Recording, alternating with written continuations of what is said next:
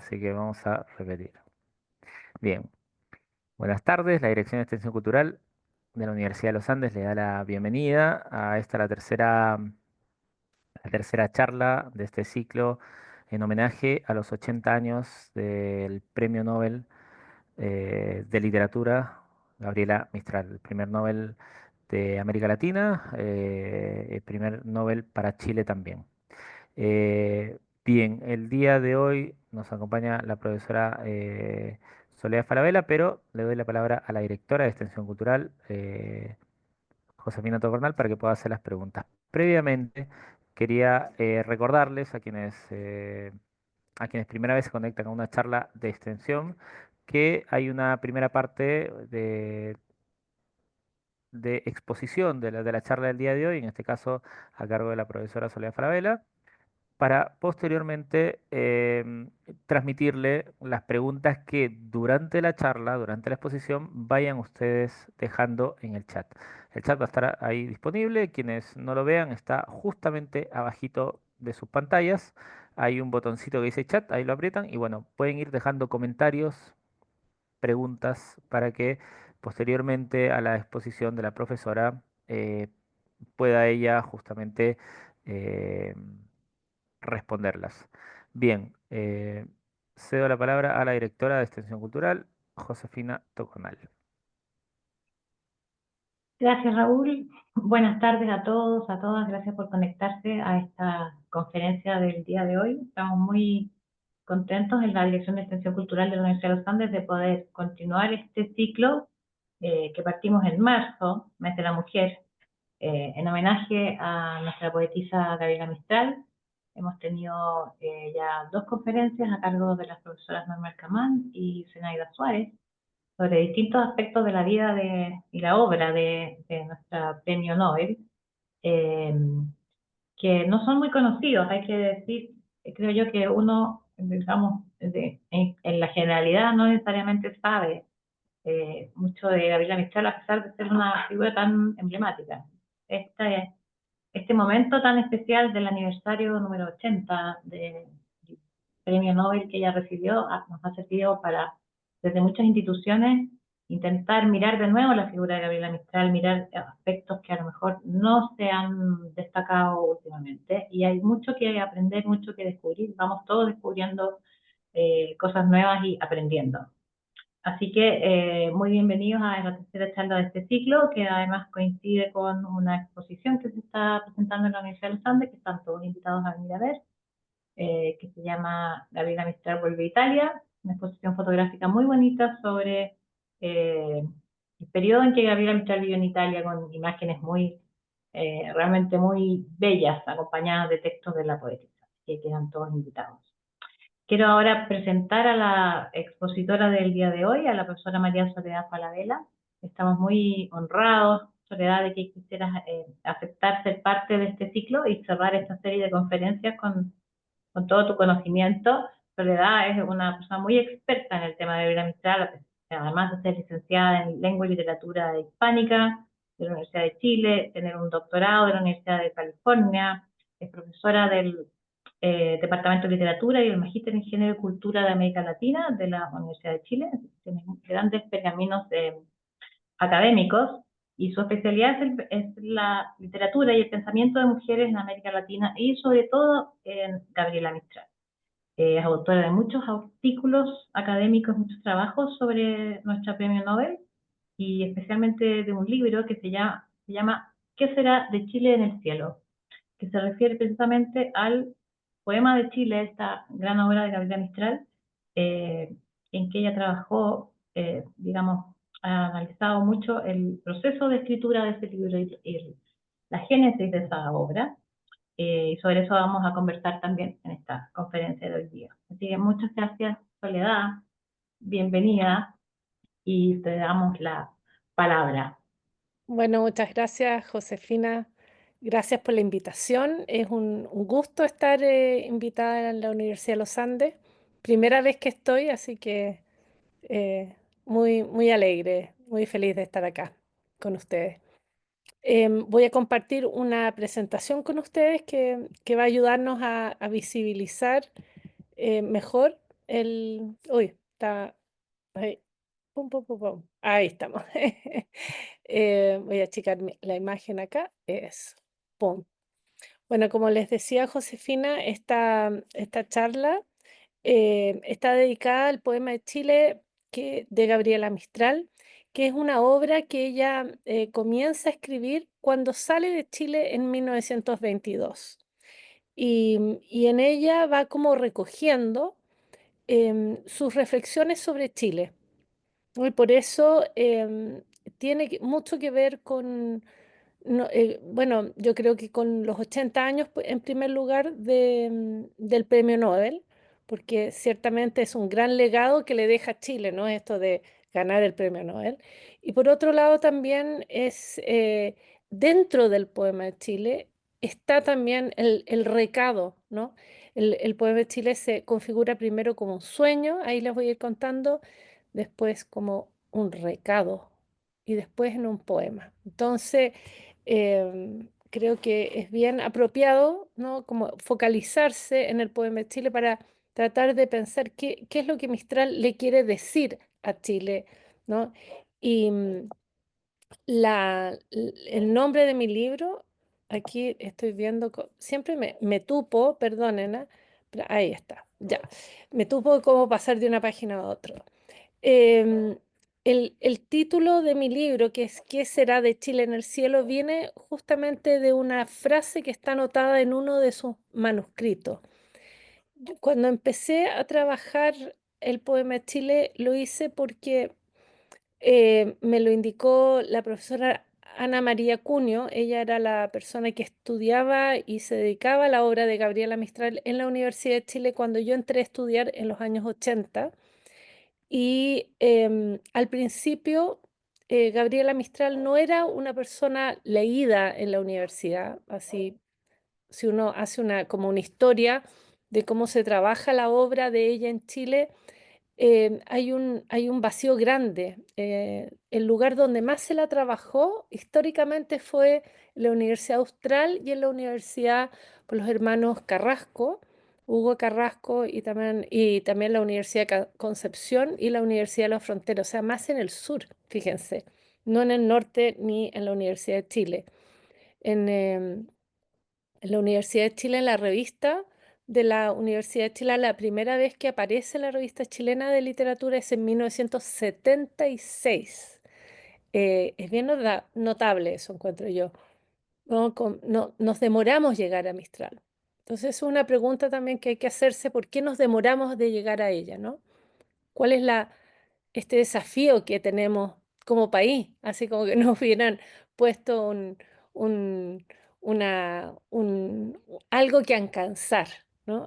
Algo que está más allá de nosotros, que nos cuesta llegar a ello, ¿no? Y el Poema de Chile es una obra que también se ha demorado en llegar. Hemos demorado como país llegar al Poema de Chile. Si miramos las antologías que hay de la obra de Mistral, publicada a lo largo de la historia, el Poema de Chile no entra en esas antologías, porque es considerada una obra menor al principio, producto de una mujer ya anciana que está media gaga, ¿no? Dicen que está disvariando, que se confunde, etc. Entonces yo llegué a los manuscritos justamente por eso. La profesora Ana María Cunio me dijo: anda, si puedes, anda a ver los manuscritos, porque los manuscritos son, digamos, el lugar donde va a quedar en claro qué es esta obra, porque lo que hay publicado no da cuenta de ella. Lo que descubrí es que es una obra que ella empieza a escribir alrededor del año 22 y termina, ¿no?, con la muerte de ella. O sea, ella nunca la termina en vida. Y eso también es bien bonito pensarlo, que todavía es una obra que está en el proceso de ser creada, ¿no? Es como Chile es un país también que en la imaginaria de Mistral todavía está abierto y vivo. Es un libro, por lo tanto, póstumo, que nos llega a nosotros. La primera vez que se publica el Poema de Chile es 10 años después de la muerte de Gabriela Mistral y es publicado por Doris Dana. Ella eh, participó del proceso creativo del Poema de Chile de su última etapa viviendo ella con Mistral, ¿no? Y ayudándola a organizar el material junto con otras personas también, como Margaret Bates, Connie Saleva, están ahí a su lado. Y, y juntas es bien bonito porque hay unas cintas, ¿no? Donde van que están en el archivo del escritor de la Biblioteca Nacional. Si entran a los links, ahí los pueden escuchar, pero ahí uno escucha los diálogos que tienen estas mujeres alrededor del poema de Chile, y unos diálogos donde la Mistral las reta, y son justamente en torno a los manuscritos y el orden de los poemas. Entonces tenemos que es un libro póstumo, que es un libro que empieza a escribir, ¿no? El 22, que lo escribe constantemente, por lo tanto eso se llama una obra en marcha, y también que es un libro que cuando lo publican no se entiende bien lo que es. Entonces, no es un libro altamente estudiado, que también eso es lo que les decía, ¿no? Que es como un desafío hacerse cargo de esta obra. Y como veremos, es una obra fundamental para el legado de Gabriela Mistral. En los últimos 10 años ha habido como un boom del poema de Chile, y se han publicado varias versiones. Ahí tenemos una versión de Letrarte, que es una editorial independiente de La Serena, dirigida por Claudia Reyes, y después está la versión de Diego del Pozo con editorial La Pollera, que también es una edición, esta es como un bestseller que tiene La Pollera, y donde Diego lo que hace es tomar el manuscrito completo del poema de Chile y lo publica. Por lo tanto, son más poemas de lo que originalmente contemplaba la obra que Gabriela Mistral estaba configurando, ¿no? Porque Mistral trabajaba, su proceso de escritura es un proceso bien refinado, se dedica a, a, a crear sus poemas por largos, largos años. Por lo tanto, va descartando mucho material en el camino. Y ese material no siempre tiene como, o sea, no iba a quedar en el poema de Chile, iba a quedar como en los márgenes de la obra. Pero como la obra no termina, o sea, Mistral no hace la versión final y no pone el punto final, esto, hay índices que nos dicen qué poemas ella estaba contemplando y cuáles no estaban, pero algunos de esos poemas que no están nosotros los encontramos buenos muchas veces, y ahí está el criterio de la editorial y del editor o la editora, que toma la decisión de integrarlo igual, porque ¿no? La decisión editorial ahí es que vale la pena. Entonces las obras varían también, hay distintos poemas de Chile.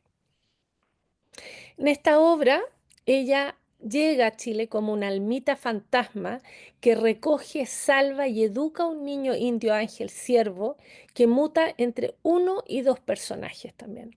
Entonces lo que va pasando ahí es que vamos teniendo una obra que tiene ribetes de surrealista, donde un fantasma de Gabriela Mistral dialoga a lo largo de esta caminata que hacen por el territorio de Chile de norte a sur.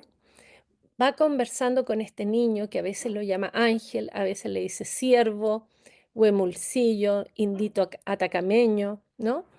Y a veces es un personaje y a veces están los tres juntos, o sea, está fantasma, ángel y siervo en el mismo lugar. A veces no es ángel, es niño y siervo. Entonces es una obra que tiene esa inestabilidad que es propia, no, de algo surrealista, ¿no? De algo fantasioso, eh, y que los personajes todavía están en proceso de ser elaborados. Eh, Cuando uno lee la obra, tiene entonces una, una experiencia como bien vinculada a lo sobrenatural, y esto hace que la lectura em, sea para distintas edades. Es como El Señor de los Anillos o como las crónicas de Narnia, que hay un aspecto que es claramente para adultos, pero que tiene elementos también que son para niños. O sea, es como al revés de la historia de Narnia, ¿no? Que en Narnia es claramente para niños y los adultos también podemos disfrutar de esas obras. No así El Señor de los Añanillos, ¿no? Que está pensado para adultos. El Poema Chile está pensado para adultos, pero también tiene espacio para niños. Entonces eso es bien entretenido también, que es una obra que tiene una cierta flexibilidad para ser aprovechada, recibida por podríamos pensar por un pueblo completo. En esta obra canta su visión estética, ética y política para Chile. Entonces, a mí me doy cuenta que en esta presentación que está hecha para mostrarla mientras yo les voy hablando a ustedes así y ustedes me ven la cara, em, para darles un poco más y ahí hay un poquito más de comunicación humana, yo voy a aprovechar acá y les voy a compartir, si me permitan, el primer poema de Poema Chile, que ahí es donde uno entiende cómo se produce esta magia, ¿no? De la fantasma que baja a Chile. Eh, Eso me falta, así que les voy a compartir eso. Eh,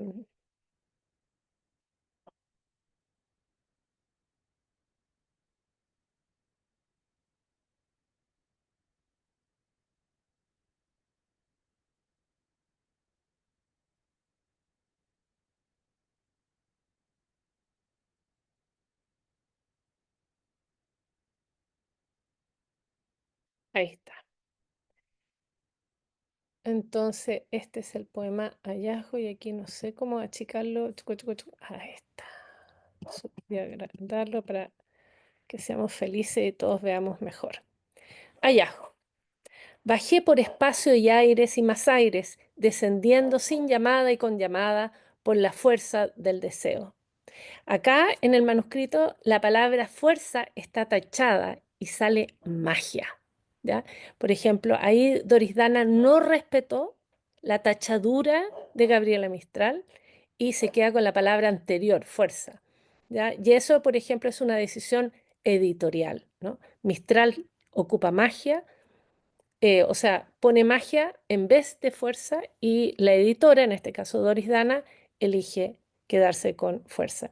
En mi versión del Poema de Chile, que es la que yo ocupo cuando hago mi libro, yo ocupo el manuscrito, el último manuscrito de Gabriela Mistral y trabajo con la versión de ella, ¿no? Donde aparece la palabra magia, ¿no? Por la magia del deseo, que a mí me gusta más, porque me gusta la magia.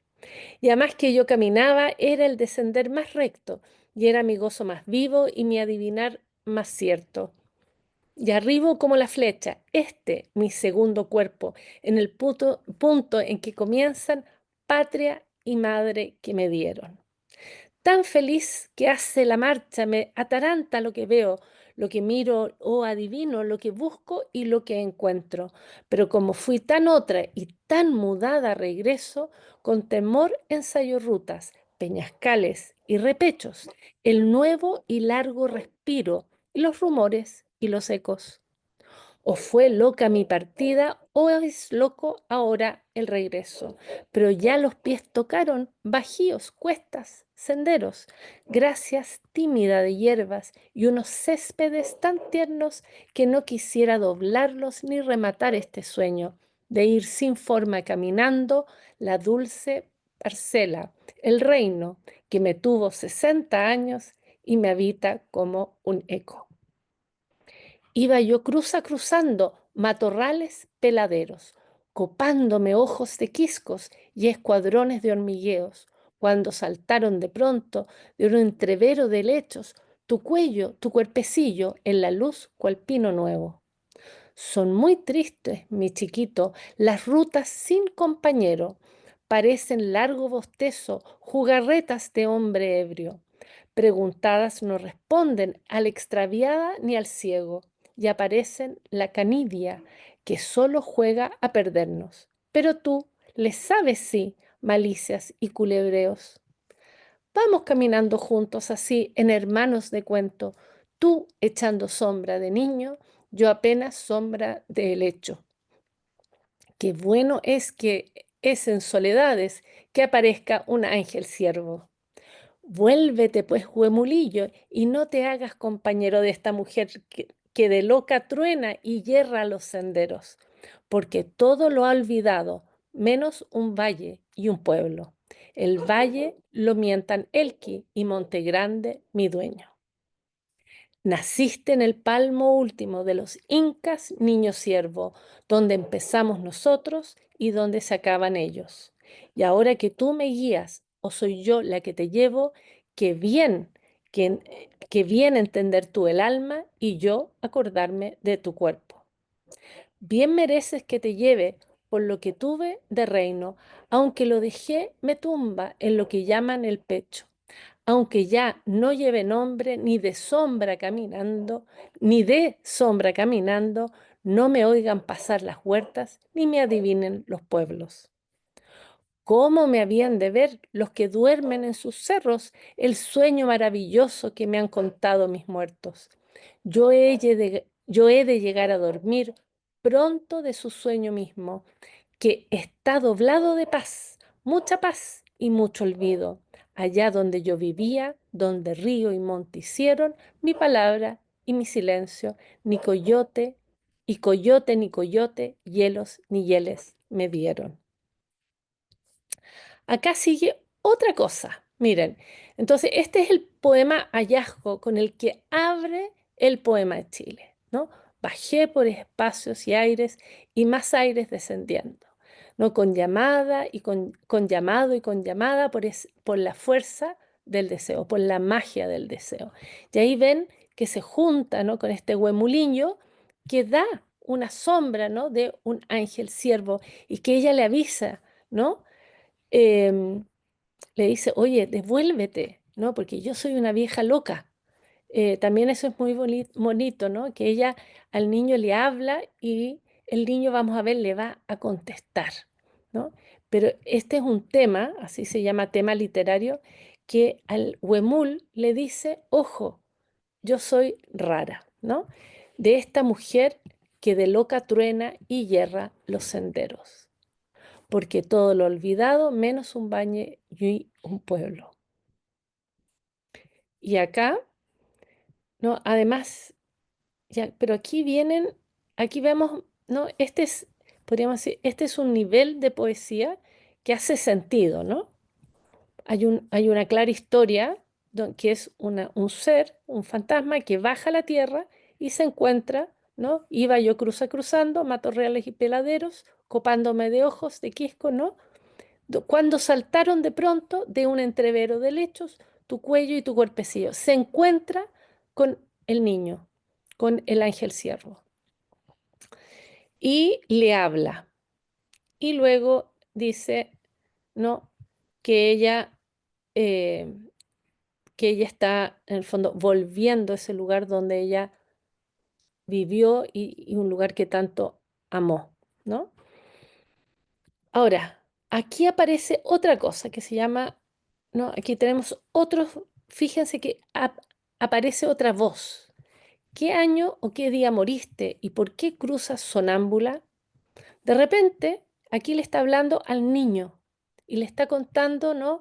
Hay una cierta narrativa que se está comenzando a fraguar. Es el comienzo de una historia. Pero aquí aparece otra cosa donde le habla a una mujer que murió, ¿no? Que después, vamos a saber, es su hermana y que no sabe que está muerta. ¿No? ¿Qué año, qué día moriste y por qué cruzas sonámbula la casa, la huerta, el río sin saberte sepultada? Ve más lejos, tú solo un poco más donde está tu morada. Ya.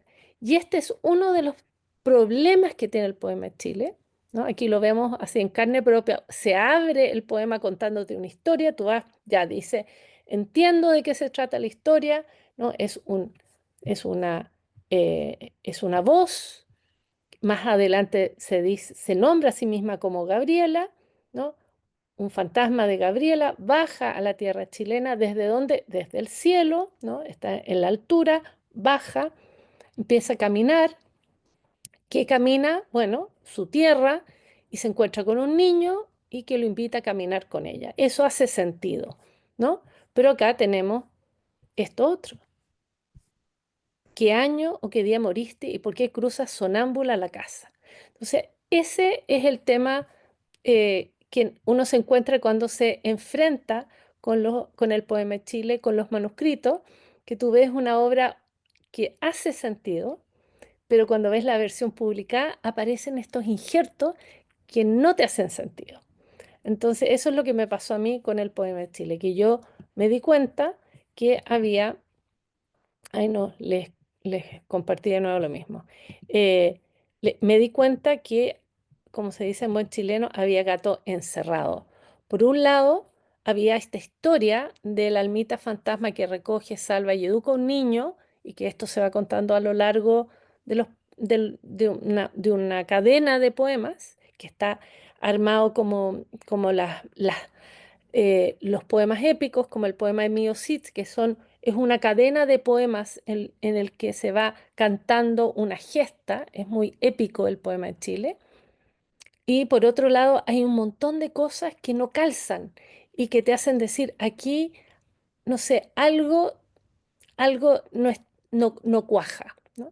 Y yo soy gran lectora de Agatha Christie, me encantan las novelas de aventura y de aventura, de magia, ¿no?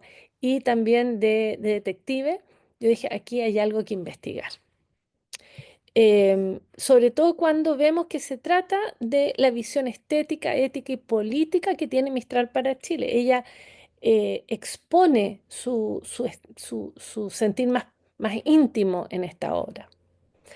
Es un legado de canto, ¿no? En ella misma, en un poema que vamos a ver más adelante, ella dice que ella quiere darle a la gente que labra un canto de suelo. Y ese canto entonces no solamente es un canto de pedazo de suelo, ¿no? Que tiene que ver con su visión sobre la justicia social en el planeta, sino que también tiene que ver con el que los países debieran tener canto.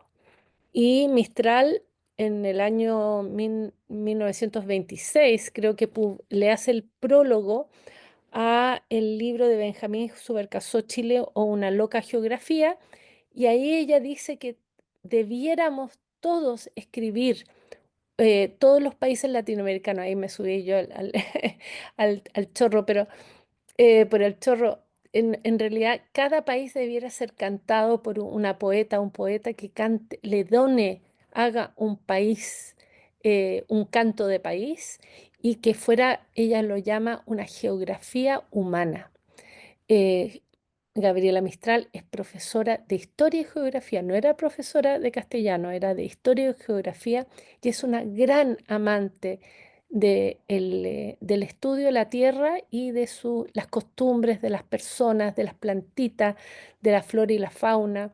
Entonces el poema de Chile se vuelve, ¿no? En este largo proyecto de crearle un canto a Chile región por región, en esa época provincia, ¿no? Donde ella literalmente empieza a recorrer el país y cantándolo a través de su fantasma que va dialogando con este niño atacameño que ella recoge. En la figura del niño también aparece vinculado a en un poema dice que lo encontró abandonado en la ruta, ¿no? Está el tema del niño guacho. También aparece que la madre murió y que del grito de la madre, ella baja por el grito de la madre. Ahí está, no sé si conocen el, eh, la leyenda de la difunta Correa, ¿no? Que es muy fuerte en en la cordillera entre Chile y Argentina, a la altura de los Andes. Ya vivió muchos años en los Andes. Y ahí la difunta Correa, que la pueden ver, son unas almitas que hay al borde de la ruta llenas de botellas de agua. Ella muere de sed, pero encuentran a su guagüita mamando en el pecho Entonces sobrevive de la guagüita porque es capaz de seguir mamando la leche una vez que su madre ha muerto, ¿no? Ella es la famosa difunta Correa. Entonces, vemos que en esta elaboración de estos dos personajes que van a recorrer Chile de norte a sur, está también la tradición oral del norte de Chile y nos deja este canto, que es un canto como también los países medievales, ¿no? O sea, en el medioevo las naciones, los pueblos van constituyéndose en torno a cantos, como está el canto carolingo el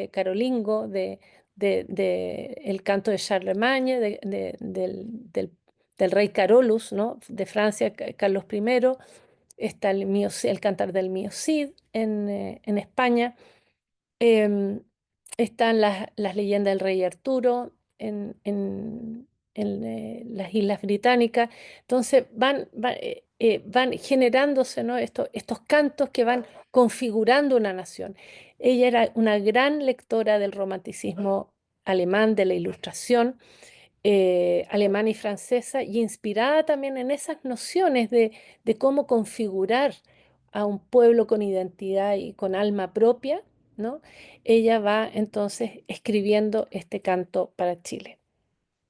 Ahí es donde em, canta la tierra que ella rescata, canta a la gente, al pueblo que ella quiere recordar, la flora y la fauna, ¿no? que más destacan eh, para ella, ¿no? Y va constante, ella está en el extranjero, ¿no?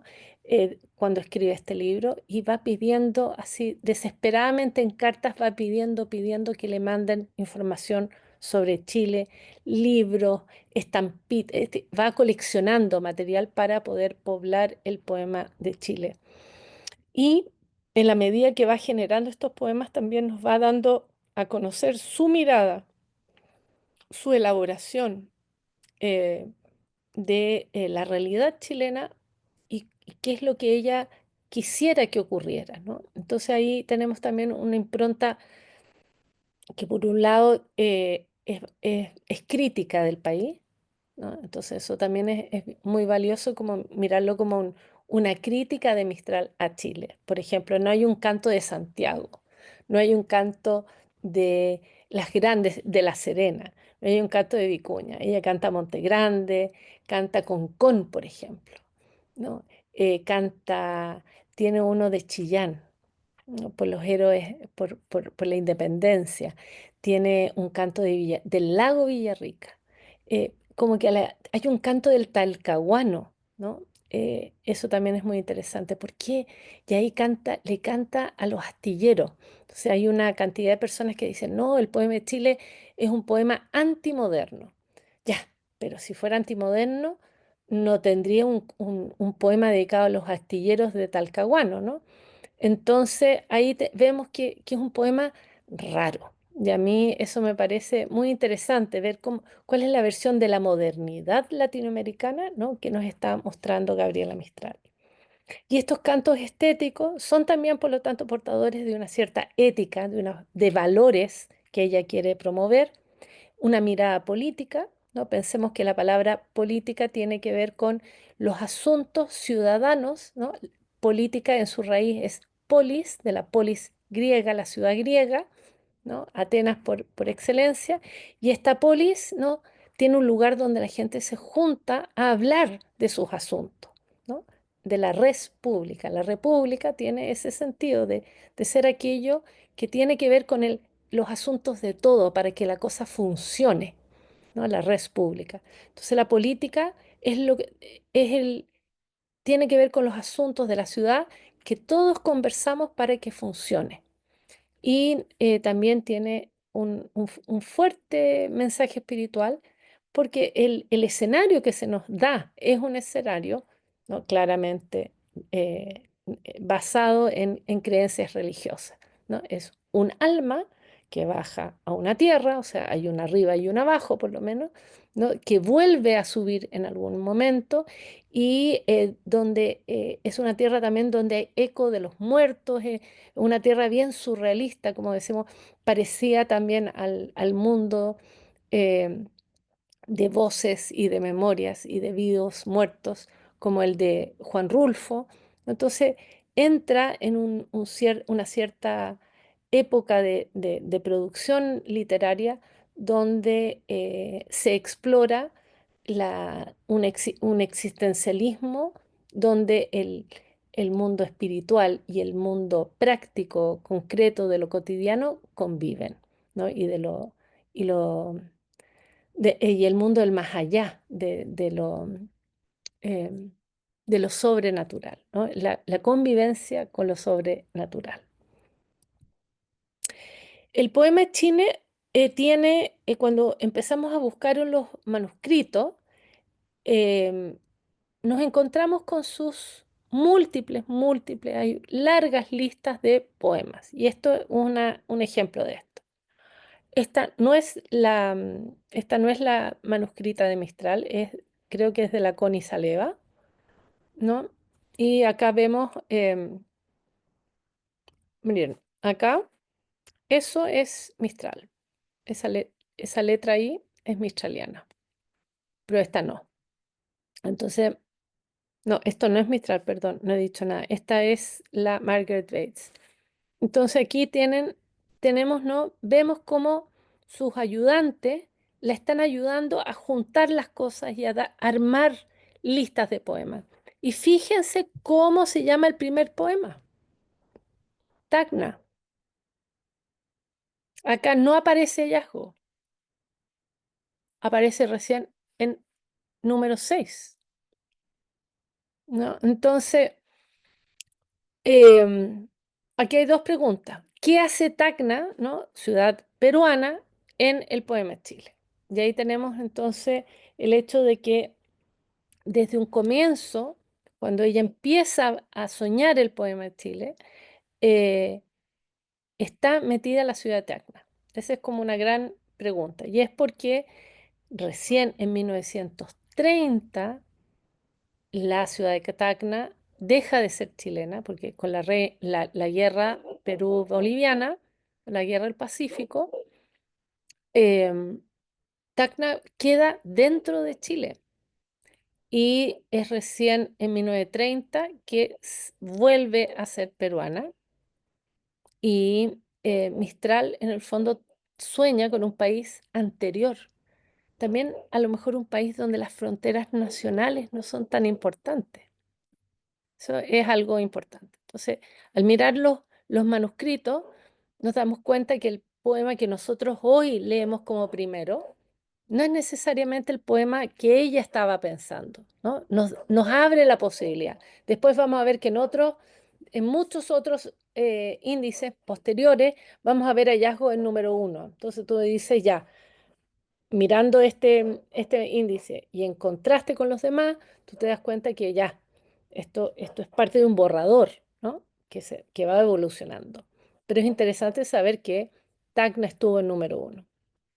Y hay escritos donde ella dice, yo quiero vivir en Tacna, si quiero volver a Chile y pero voy a vivir en Tacna, ¿no? Entonces es bien interesante ahí pensar, bueno, ¿por qué Tacna? Y sabiendo ella ya que Tacna no era Chile, además. Entonces ahí como para entender este Chile que ella sueña, ¿no?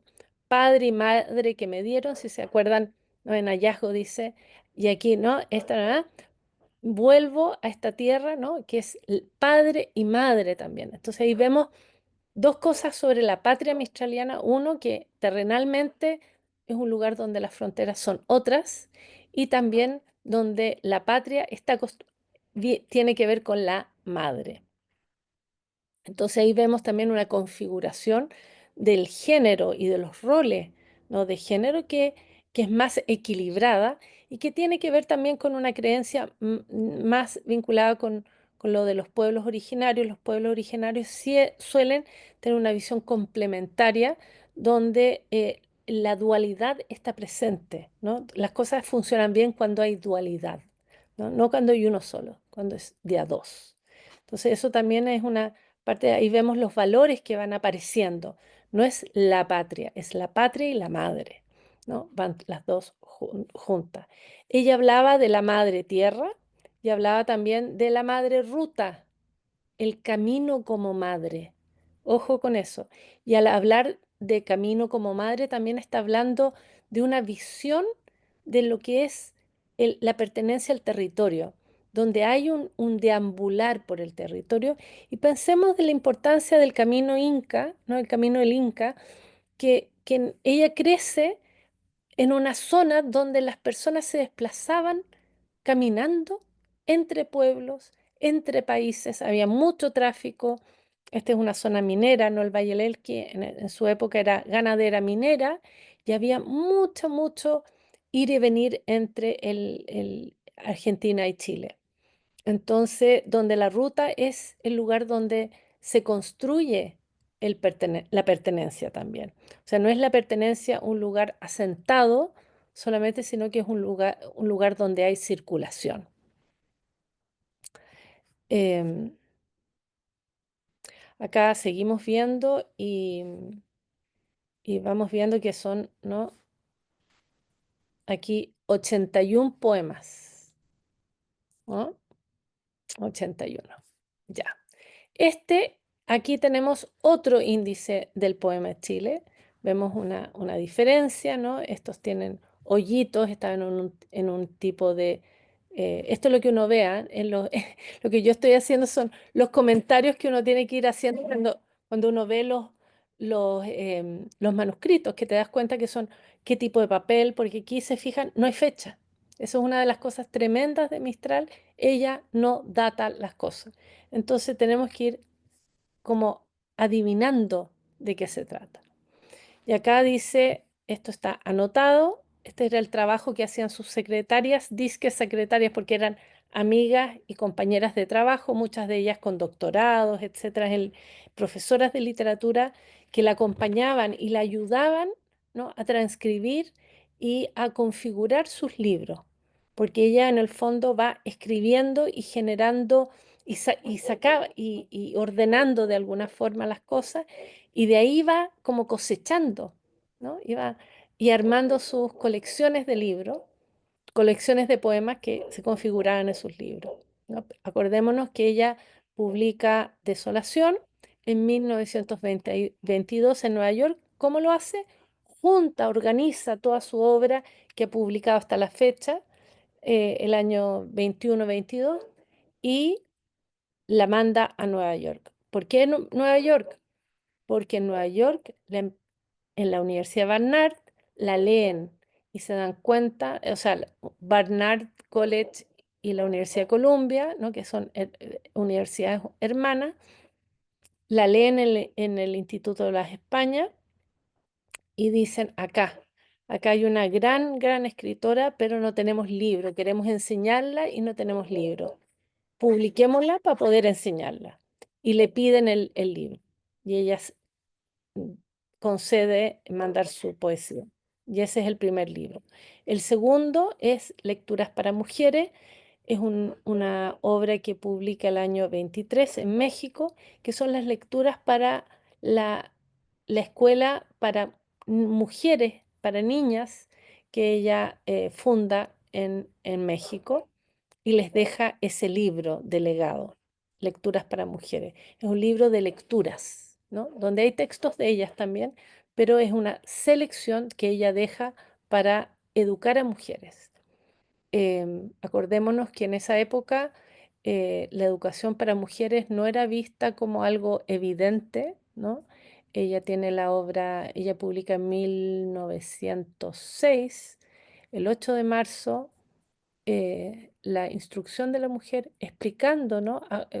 En el fondo es un panfleto, es como un manifiesto sobre un manifiesto para la educación de las mujeres, insistiendo en la importancia y el derecho que tenemos las mujeres a instruirnos para no ser, para ser dignas y, no y tener educación y ser profesionales para no tener que vivir, ser esclavas o vivir de la venta de nuestros cuerpos, ¿no? Así lo pone ella. Em, entonces, tiene este pensamiento también que va, si se fijan, va generando junto con la publicación de su obra va generando como un camino de decisiones éticas, ¿no? Respecto a qué lograr con la obra. Desolación está publicado para enseñar. Lecturas para mujeres está publicado para enseñarle especialmente a las mujeres. El libro, después viene el libro Ternura, donde ella recoge toda su, eso es 1924, toda su escritura de hasta la época sobre las madres y las canciones de niños, como toda la relación maternal y esa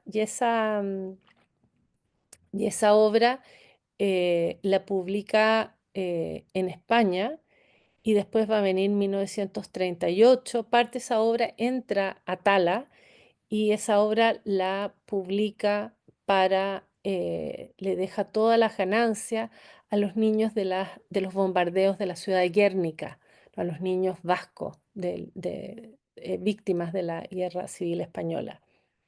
Después publica Lagar, 1954, si no, ay, siempre me confundo, el 51 o el 54. Taca, taca, taca, taca, eh, pero es cuando ella viene a Chile. Y en Lagar,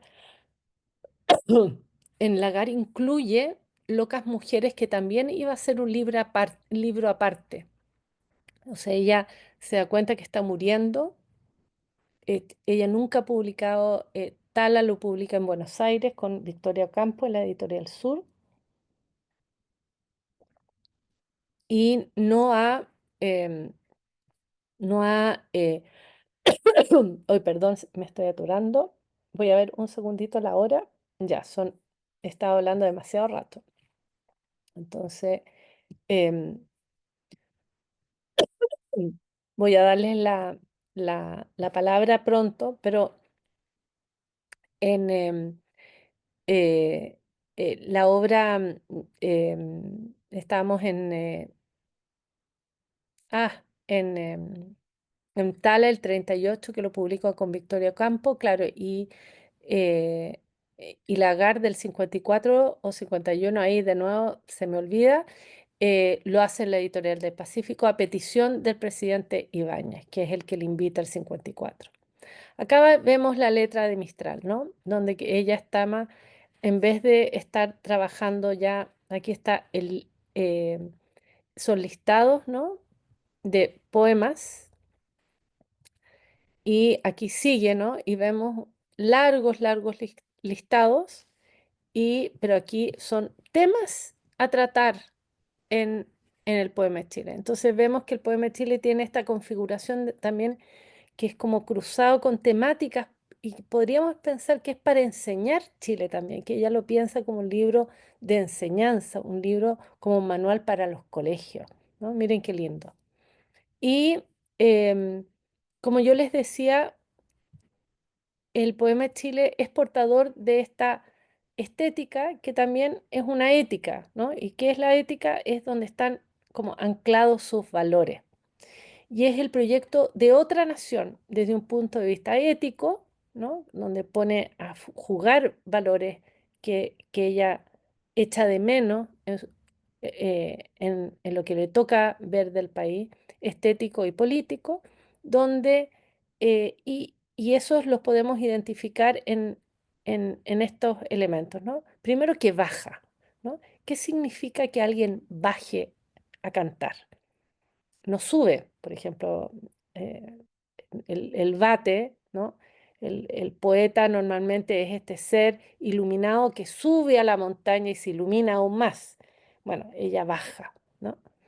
Es una tierra que es transmutadora, es este lugar donde los vivos y los muertos conviven, es una tierra rara donde tú caminas a patita pelada y te encuentras ¿no? con la majestuosidad de la naturaleza también. Entonces son individuos enfrentados a un paisaje muy, muy desgarrador, una tierra contradictoria y paradójica, donde ella puede estar y no puede estar, una tierra mágica donde ella goza mucho, ¿no? Es un lugar donde ella disfruta y también se acuerda de cosas malas que le pasaron. Es una tierra donde ella adivina las cosas, ¿no?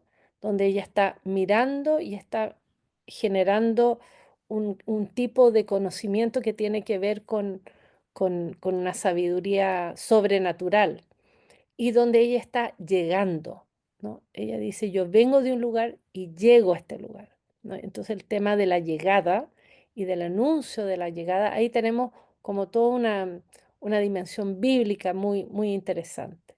También ella es un fantasma y habla de su segundo cuerpo, y es una tierra donde está esta dualidad de la patria y la madre, ¿no? Em, Todo esto lo podemos ver en esta estrofa de hallazgo, pero es algo que está como muy orgánico en todo el poema. Em, Hay una sintonía también y que yo creo que tiene que ver cómo hoy día se la lee y se la recibe. Pongo esta foto del rayado, perdón, el grafiti que hacen de ella en el GAM, ¿no? Para el estallido social y donde luego hay intervenciones del público. Eh, Intervenciones de graffiti, ¿no? Y de rayados donde se van acumulando más y más cosas. Al final esto se vuelve como una almita. Y es interesante porque esto es la gente que pasa, va interviniendo la imagen. Bueno, ponen, para empezar, menos cóndor y más huemul, ¿no? Que aquí vamos a leer este pedacito. Después viene este rayado más no binarios, menos pacos, y está el tema, ¿no? Ahí de la identidad sexual. Se vuelve a repetir eso, que tiene que ver con la consonancia del momento. Se le interpreta esta es una bandera chilena, pero negra, que sería la bandera anarquista. Ella, de hecho, fue muy cercana al pensamiento anarquista. Esto se ha estudiado poco, pero a principios de siglo el anarquismo era muy fuerte en Chile y había toda una línea de educación vinculada al anarquismo que tenía que ver con estas escuelas obreras, vinculadas a los sindicatos, vinculadas también a la tradición masona que llegó a Chile. Entonces, y ella fue teosófica, fue masona, no participó de la vida de las logias. Entonces, hay un tipo de una lectura de Mistral que aparece aquí, que es una lectura que es poco tradicional, poco conocida también, pero que tiene que ver con hechos concretos y con escritos de ella también que tienen que ver con el anarquismo en Chile. Ella cita a Bakunin, por ejemplo, también cita a Lenin, a Nietzsche. Es una lectora también muy, muy eh, voraz, es una gran lectora de los rusos, le encantaba a los rusos. Entonces, y todo esto antes de irse a Chile, ¿no? Ella se va el 22, pero antes ella participa de esta vida muy vinculada a esta lectura que tiene que ver con esta tradición de las escuelas sindicales, de, la- de las bibliotecas sindicales también. Ahí es donde ella se educa. ¿Dónde puede leer uno en el Valle del Elqui o en Coquimbo? ¿Dónde están las bibliotecas? ¿No? Pensemos en 1800, al principio del 1900, ¿dónde están las bibliotecas? Y me encanta también verla con bototos, ¿no? Como anclada en la tierra, de jeans, ¿no? Más que de falda, que siempre la vemos. También esta gana de mostrarla como iconoclasta. Y por otro lado, está lo que ella escribe, ¿no? Entonces, escuchemos este pedacito del Menos cóndor y más huemul, que es un recado que ella escribe en 1926 dedicado a la nueva Constitución de Chile. Y ella dice, me quedo con ese siervo que para ser más original ni siquiera tiene la arboladura córnea, con el huemul, no explicado por los pedagogos, y del que yo diría a los niños, más o menos. El huemul es una bestezuela sensible y menuda. Tiene parentesco con la gacela, lo cual es estar emparentado con lo perfecto. Su fuerza está en su agilidad. Lo defiende lo defiende la finura de sus sentidos, el oído delicado, el ojo de agua atenta, el olfato agudo. Él, como los ciervos, se salva a menudo sin combate, con la inteligencia que se le vuelve un poder inefable. Delgado y palpitante, su hocico, la mirada verdosa del recoger el bosque circundante, el cuello del dibujo más puro, los costados movidos del aliento, la pezuña dura como de plata, ¿no? Acá está mandando un mensaje pacifista, ¿no? Y antibélico, ¿no? Esto, acuérdense, Mistral es una escritora que vive, ¿no? Vive en un ambiente fraguado por las guerras. Está la guerra del Pacífico, la guerra también de la Araucanía, que le toca vivirlas. Ella es parte de esa historia.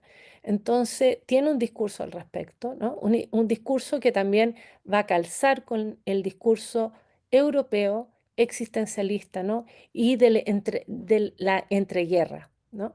Que es muy importante ver, bueno, con qué generación le toca vivir. Y luego le toca vivir en ese México también que está saliendo, o sea, 1 millón de personas murieron en la Revolución Mexicana, es feroz. Entonces ella pasó por una tierra desgarrada por la destrucción y la guerra. Y entonces su pensamiento también nace de ahí. Em, y aquí sigue menos cóndor y más huemul. En él, ¿no? En el huemul se olvida la bestia porque llega a aparecer un motivo floral. Vive en la luz verde de los matorrales y tiene algo de la luz en su rapidez de flecha. El huemul quiere decir la sensibilidad de una raza, sentidos finos, inteligencia vigilante, gracia. Y todo eso es defensa, espolones invisibles, pero eficaces del espíritu, ¿no? Aquí tenemos la dimensión también espiritual, donde ella a través de la naturaleza nos muestra lo divino. Les quiero dejar 3 poemas, ¿no? Para terminar, que nos muestran este sentido que yo les decía, donde lo estético, lo político, lo ético y también lo visionario para el país y espiritual están como muy bien conjugados. El primero es, a veces mamá te digo. Me llamaban 4 añitos y ya tenía 12 años. Así me mentaban, pues, así empiezo. No, pues, viste, ay, perdón. Así empieza, perdona. Eh, a veces mamá te digo, a veces mamá te digo que me das un miedo loco. ¿Qué es eso, di, que caminas de otra laya que nosotros? Y de pronto ni me oyes y hablas lo mismo que el loco, mirando y sin responder o respondiendo a los otros. ¿Con quién hablas, dime, cuando yo me hago el que duerme oigo? ¿Será con animales, la hierba o el viento loco? Porque todos están vivos y a lo vivo les respondo. También contesto al mudo por ser mis parientes todos. Ja, ja, ja, la mamá, calla o me lo cuentas todo. Me llamaban la 4 añitos y ya tenía 12 años. Así me mentaban, pues. No hacía lo de mis años. No cosía, no surcía, tenía los ojos vagos. Cuentos pedía, romances y no lavaba los platos. Ay, y sobre todo a causa de un hablar así rimado. ¿Y qué más hacía? ¿Qué más hacías? Ve contando, ve contando. Me tenía una familia. Uy, doña Mariana Palma, no me raye, no sé qué pasó ahí. Me tenía una familia de árboles, otras de matas. Hablaba largo y tendía con animales hallados. Todavía hablo con ellos cuando te vas escapado. Campesinos. Ah, ay, y aquí esto, ¿fui yo la que hizo eso? No, no sé. Me tenía una familia. Me desorienté, perdón. Ahí termina este poema, ¿no? Y aquí vemos cómo Mistral, hablando con el niño, cuenta de su propia infancia, ¿no? Que, eh, que ella me decían la 4 añitos, pero también revela que ella como vieja loca asusta al niño. Y vemos esta relación que tiene con el niño, que es una relación donde ella le habla, ¿no? De una forma bien especial, ¿no? Y vamos a ver después cómo se desarrolla. Campesinos. Todavía, todavía, esta queja doy al viento. Los que siembran, los que riegan, los que hacen podas e injertos, los que cortan y cargan debajo de un sol de fuego, la sandía seno rosa, el melón que huele a cielo, todavía, todavía no tienen un canto de suelo. De tenerlo no vagasen como el vinano en el viento, y de habérmelo tenido yo no vagase como ellos, porque nací, te lo digo, para amor y regodeo, de sembrar maíz que canta, de celar frutillas lento, o de hervir tarde a la tarde arropes sabor de cielo.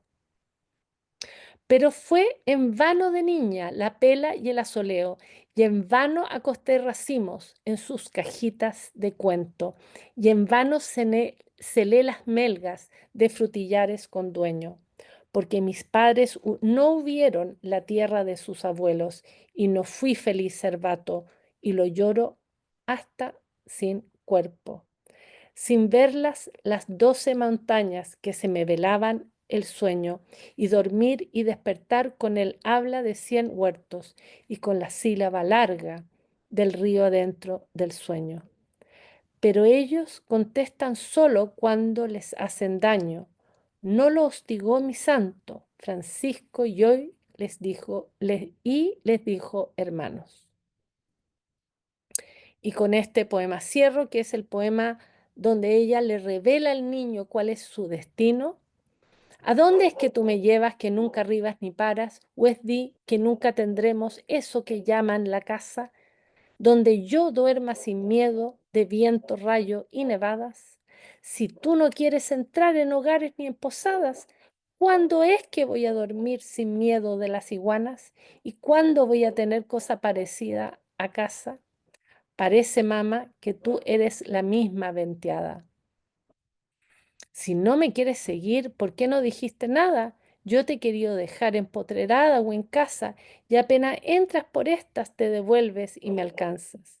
Y tienes miedo a las gentes que te dicen bufonadas, y en las ciudades te azoran los rostros y las campanas. Es que yo quiero quedarme contigo y tú nunca paras. Di siquiera dónde vamos a llegar, ¿es en montañas o es en el mar? Dilo, mamá. Te voy llevando al lugar donde al mirarte la cara no te digan como nombre lo de indio patarrajada, sino que te den parcela muy, muy medida y muy cortada, porque al fin ya va llegando para la gente que labra la hora de recibir con la diestra y con el alma. Ya camina, ya se acerca, feliz y llena de gracia. Muchas gracias. Hasta ahí llegamos. Me pasé, parece, un poquito del tiempo, no era la idea. Lo lamento. Bien, muchas gracias, María Soledad. Le voy a pasar. Ahí estás. Estás activa con el micrófono, Josefina. Igual, de todas maneras, invito a todos que vayan poniendo sus preguntas, comentarios. Hay algunas, pero de todas maneras en el chat pueden ir dejando las preguntas que quiera responder la profesora, para que pueda responder la profesora. Josefina. Bueno, gracias Soledad. Muy lindo escuchar los poemas de Gabriela, que y además leídos por ti, fantástico. Mm. Para poder tener como la sensación de su obra, que no sé, que siento que uno no la tiene muy cercana. Aquí algunas preguntas que hay, por ejemplo, Loreto pregunta, ¿cuál crees que fue la máxima inspiración de Gabriela Mistral al momento de crear una obra o su obra? ¿O qué fue lo que más la inspiró? Y ella misma pregunta, ¿cuál es el poema de Gabriela Mistral, entiendo, que más impactó en la literatura y por qué tuvo ese impacto? Mm, ¿Comentar estas preguntas primero? sí, bueno, la inspiración de Gabriela, ella tiene varios textos donde habla de sus inspiraciones. No hay solo una, ¿ya? Podríamos decir en lo más general, que ella releva, en primer lugar, la Biblia. Ella le tocó, pensemos, volvamos a un pueblo, no sé si han ido a Pisco Elqui, ¿no? Que en esa época se llamaba La Unión, pero es una cosa chiquitita todavía, minúscula, y ojalá siga siendo. No tienen mucho para dónde crecer, pero siempre se les imagina, no le vayan a poner un mall, típico que inventan ponerle un mall, como en Castro, ¿no? Eh, em, entonces, imagínense ese pueblito, ¿no? Eh, ¿Qué se leía en esa época? ¿Qué libros hay? Chile no es un lugar muy dotado de libros. En Chile siempre sido difícil leer. Por ejemplo, para la independencia había una imprenta, una, ¿no? Pensemos donde se hacen, donde se fabrican los libros. Entonces, Mistral tener una imprenta ya era gran cosa, ¿no? ¿Quiénes tenían imprenta? La iglesia tenía imprenta también, y luego los diarios. ¿Y quiénes eran los dueños de los diarios? Y ahí empiezan a aparecer, ¿no? Las figuras que tenían acceso a libros. Y, pero en esa época, lo primero que tenían, lo más que se leía era, no, la Biblia. Pero ¿dónde se leía la Biblia? Esa es la otra pregunta. ¿Dónde había Biblias? Y resulta que hasta el Vaticano II, en 1960, la Biblia no circulaba. Entonces, la casa de la Mistral era una excepción, porque su abuela paterna era la que le bordaba los hábitos a los curas y al arzobispo, al obispo de La Serena. Era la bordadora. Y era una gran lectora de la Biblia y tenía una Biblia. Y esa Biblia, que era de Huachipiá, porque no correspondía que estuviera en un hogar, eh, era una Biblia que Mistral leía. Sería bonito que ustedes revisaran en la historia de su familia cuál es la historia de las Biblias familiares, cómo se llega a tener una Biblia, ¿no? Y no era fácil, ¿no? No se podía ir a comprar una Biblia. eh, eran difíciles de haber. Entonces el hogar de Mistral tenía eso. Lo otro es que a Mistral llega un caballero jubilado, un masón que es dueño de La Voz del Elqui, eh, y él tiene una biblioteca. Tiene la biblioteca como típica de esa época, que es una biblioteca con toda la ilustración francesa, inglesa y alemana. Entonces ella lee a los enciclopedistas, se los lee a todos, lee también todo el romanticismo alemán, lee a Schiller, lee a Goethe, lee a Herder, Novalis, etcétera, y lee a Nietzsche también, y lee a los rusos. Entonces todo eso va quedando, pero lo que ella más destaca, así cuando hace memoria, dice Goethe y Dante, como para responder la respuesta. Entonces tenemos la Biblia, Goethe y Dante.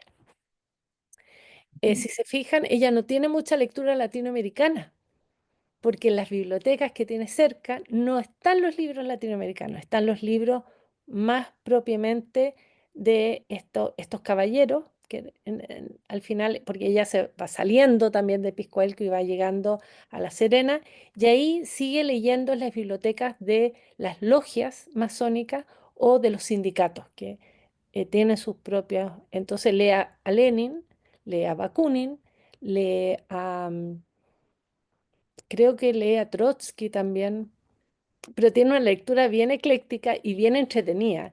Y se hace teósofa. Entonces lee a la Annie Besant y también lee a la Madame Badlavska, y que es esta época de las seances, ¿no? Del espiritismo. Y hay un libro muy entretenido que se llama Las Morlas, que se lo recomiendo, que es la historia de tres hermanas. em, no me acuerdo el nombre de ella, pero es Moral escrito al revés, ¿no? La apellido, Morlas, em, y que tiene que ver con esta generación que es la que apoya a Jorge, a Alessandri, perdón, Arturo Alfante. A Arturo Alessandri, sí. Yo no me eduqué en Chile, yo crecí fuera de Chile, entonces no me sé muy bien la historia de Chile. Pero claro, Arturo Alessandri, esta generación que crece, eran todos espiritistas, era lo más entretenido que hay. Entonces Mistral participa de ese mismo tipo de cultura. Entonces también esta cosa esotérica entra en ella y hay mucha cosa esotérica y como simbolista, ¿no? Tiene que ver con símbolos que entran en Mistral y que ella va tomando. Y por último, es una gran lectora de San Francisco de Asís, de la vida de santos, de Santa Teresa y de San Juan, y que los va citando siempre. Entonces, si se fijan, es como volver también a través de Mistral, es como volver a una lectura bien extraña desde el Valle del Elqui, así mirando la literatura universal, desde la Biblia en adelante, digamos. Eso es como que lee Mistral y cuál sería su obra. Yo le diría que es como estas obras que ella va saboreando. Y el poema que más impacte de Mistral, bueno, ¿cuál es el que más? Hay dos bien típicos de ella que se leen, ¿no? El Pececitos de niños azulosos de frío y Los sonetos de la muerte. Los Pececitos de niños es un poema que ella escribe sobre, porque ella en esa época está un tema político que se llama la cuestión social, ¿no? Que tiene que ver cómo el país saca adelante a su población como un todo. Había mucha riqueza. Chile es un país muy rico en la época de Mistral, con el salitre, ¿no? Entonces, es desmedida la riqueza de las familias salitreras, sobre todo el salitre, ¿no? Hay otras cosas también. Eh, Parte de mi familia, por ejemplo, era salitrera y mandaban a lavar la ropa a París. Hay que estar muy, o sea, ser muy ociosos, ¿no? De mandar a lavar ropa y pensar en cómo desvinculados de lo que pasa en el mundo para, ¿no? Son historias que uno va escuchando de la desmesura de un momento. Podremos pensar lo mismo con Trump ahora y con Elon Musk, gente que está con la cabeza loca gobernando. Entonces, había un grupo ¿no? que se pregunta cómo vamos a sacar este país adelante, porque también las élites no necesariamente estaban preocupadas de hacerlo mejor para Chile, ¿no? Por eso está Chile en la época de Mistral, está pasando por mucha revuelta. Soledad, ahí hay una ¿Sí? otra pregunta. Ujú. eh, María Paz Montero dice, en el libro de Elizabeth Horan aparece una Mistral mucho menos idealizada, que da la impresión de que Mistral cultivó el mito de la mujer perseguida a través de diferentes capítulos de su biografía. Mm. Pregunta María Paz si tú estás de acuerdo con esta postura y si crees que eso fue una decisión consciente, un rasgo psicológico de De Gabriela. Mistral. Sí, yo la verdad es que no soy experta en la vida de Mistral. Yo me he hecho experta en su obra. Lo que sí es que Mistral cumple, ¿no? Como les decía, había una élite muy instalada en su época, ¿no? Y los piececitos, como para terminar la idea anterior, está vinculada a estas ganas de despertar al mundo, ¿no? Entonces, por eso la figura de los piecitos azulosos de frío está pensado como para llamar la atención de que miren lo que hay, miren qué terrible esto, ¿no? Y en ese sentido rompe con la estética de la época, que es cantar lo bueno, lo bonito, y aquí está contando lo terrible, lo pavoroso. Em, Rechazada es que es el punto, es que lo que muestra la historia es que ella tiene como un rosario de rechazos. Por ejemplo, estando en la escuelita de La Serena, a ella efectivamente es un hecho de la causa, nadie lo duda, no hay testigos, está después la profesora que le pide disculpas, que la echan del colegio y la apedrean, ¿no? Entonces, la verdad es que eso es difícil, no es que lo invente ella para ella, pero ella no lo olvida y lo cuenta, ¿no? Ella es una persona que va dando cuenta de todas las dificultades que le toca vivir. Después, por ejemplo, va a la escuela de La Serena, porque ella se gana la vida, ¿no? La familia vive de, de- de la mamá costurera, la abuela borda, la hermana es profesora y el oficio que ella adquiere es de profesora, pero no tiene título.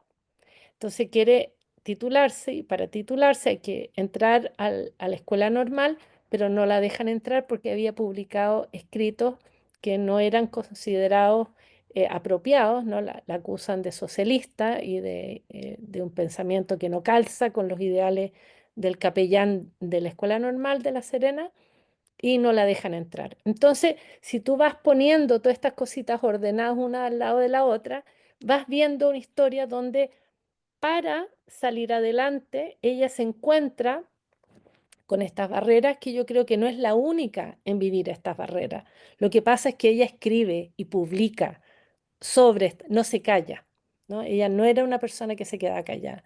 Entonces, no estoy de acuerdo con la lectura de Elizabeth Horan. Somos grandes amigas, nos conocemos hace décadas, desde los 90 yo la conozco y la quiero mucho, pero es una visión, yo creo que es desconociendo los hechos históricos y de cómo funciona Chile también, ¿no? Lo difícil que todavía es para muchos salir adelante, ¿no? Mm. Gracias Soledad. Hay mucho que hablar porque uno, como te decía, uno va metiéndose en el mundo de Gabriela Mistral y descubre que no sabe nada o que sabe mucho menos. Yo tenía una pregunta que podemos, no sé, comentar como para cerrar. Eh, claro, tú con lo que has presentado se entiende también por qué en el fondo ella era una persona, digamos, eh, muy progresista para su época, una persona muy alternativa en manera de ser en su época, en su vida, frente a lo que era, digamos, la sociedad chilena de ese momento.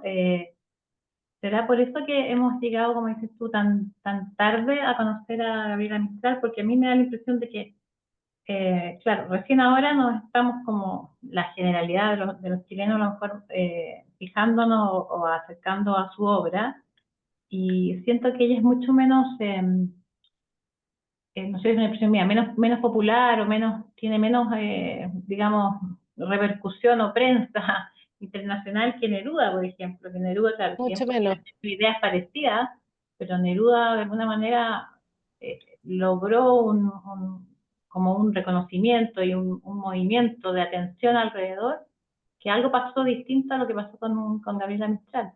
¿Qué dirías tú sobre eso? Eh, ¿Por qué sabemos menos o recién ahora nos vinimos a fijar en Gabriela Mistral versus Neruda? o sea, yo creo que cada uno tiene... Mistral, Neruda era un ser muy gregario.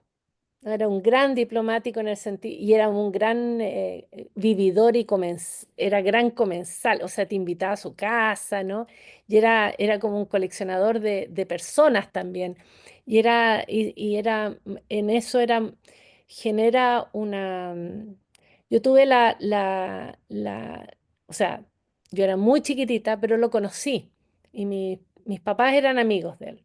Entonces, era una vida donde la cultura era una forma de estar en el mundo y de cambiar el mundo, de hacer mundo, ¿no?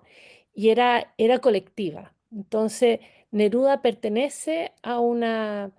Y él tenía una cosa muy, o sea, lo que me llega a través de su obra, una cosa como muy grandilocuente. En cambio, Mistral es mucho más de lo pequeñito y del secreto y de cosas más privadas. Eh, yo creo que eso hace que la obra de Mistral también sea más difícil, a- cuesta más llegar a ella. Hay que saber más, hay que pasar más rato con la obra para entender, ¿no?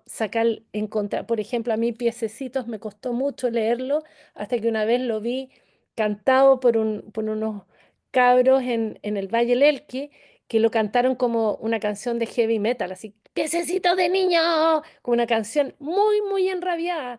Y les salió estupendo y yo dije, esto es Piececitos de niño.